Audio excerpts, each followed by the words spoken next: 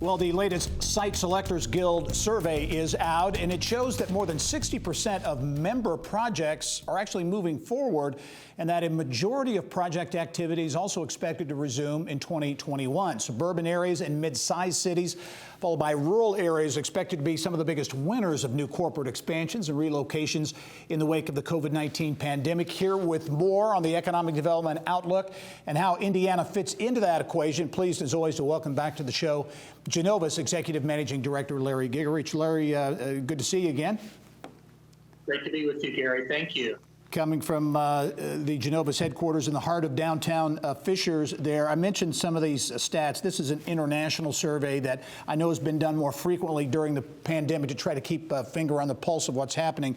I was surprised to see 61% of site selection projects moving forward in the face of the pandemic. You also expected a lot of these projects to continue to launch in 2021.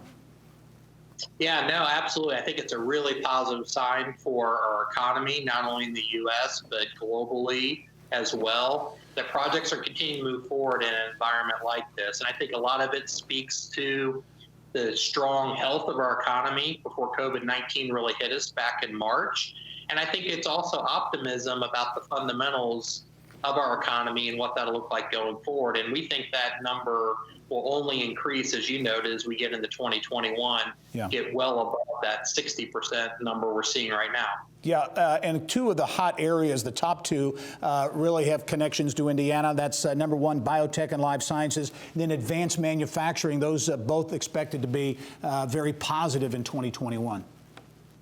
No, that's right, Gary. And I think it's tremendous opportunity for Indiana because, as you noted, it really hits our sweet spot. We are so strong in those two areas and have assets throughout the state, talent, infrastructure, our higher education institutions, all the things that are key to those two areas. And it's two things that we've done well historically as a state. So it creates a lot of opportunity as we move forward. Okay, I found this interesting. Suburban areas and mid-sized cities expected to do well in the post-COVID era, if you will. A number of cities were listed, including Indianapolis. Why is Indianapolis on that list? Why is Indianapolis in particular attractive for relocations and expansions? Well, I think a couple things. I mean, certainly overall, the economic situation here, in other words, our business climate and other things that are key underpinnings to economic development are solid in the Indy region, for that matter, our state as well.